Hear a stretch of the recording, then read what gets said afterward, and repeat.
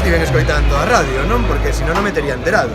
O cal, creo que é a primeira cuestión a resaltar, non? Creo que non é de moi bo gusto, nin creo que é moi pertinente que se presente algo que vai influir, non? No desenvolvemento urbanístico da Coruña e ao que parece ser, non? Que polas declaracións do presidente da Xunta se nos va a convidar a participar e que un se entere pola prensa, non? Que un se entere pola prensa, que non teña ningún documento. Creo que hoxe, unha vez máis, tampouco se presentou ningún documento concreto, ou polo menos hasta agora non se facilitou. Co cal, o que pasamos é da foto de finais do ano pasado a foto de primavera deste ano, non? Creo que dúas fotos sin un proxecto concreto, sin unha proposta concreta do que, bueno, do que nos interesa, de que se vai facer con eses terrenos, non? Cal é o plan, exactamente. Bueno, ahora sabemos que hai unha intención da Xunta de Galicia de comprar o 51% e de que se nos parece que se nos vai invitar aos demás a subirnos a un carro que xa está diseñado, e creo que esa tampouco é a forma de facer as cousas, non? Creo que se a un se va a pedir a participación de un nun proxecto, o bo sería estar desde o principio nese proxecto, ¿sí? Entonces, bueno, é moi difícil facer de todas formas unha valoración sobre declaracións a prensa. Con todos os respetos, evidentemente, porque estou seguro de que recollestes moi ben e exactamente tal como se fixeron, pero é moi difícil, non? Porque, bueno, pues que sin documentos concretos e sin ver propostas concretas é moi difícil facer unha valoración máis aladismo, non? Que creo que unha vez máis se intenta deseñar a Coruña sen contar con a Coruña.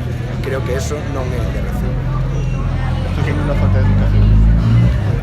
Eu non sei, a educación é un tema persoal, non? Eu creo que políticamente non é a forma de facer as cousas, non? Creo que primeiro por respeto institucional e despois por mera normalidade, non? Si un va a ser convidado a sumarse a un proxecto, o normal é que este na orixe dese proxecto. Porque senón veñen os problemas, porque senón un se sube a un carro que xa está en marcha cando a lo mellor non está de acordo en que fose ese carro, o carro debería ser diferente, non? Creo que é unha cuestión de sentido común. Que se está ninguneando? A quen se está ninguneando? A cidade da Coruña. A cidade da Coruña non se está ninguneando este alcalde.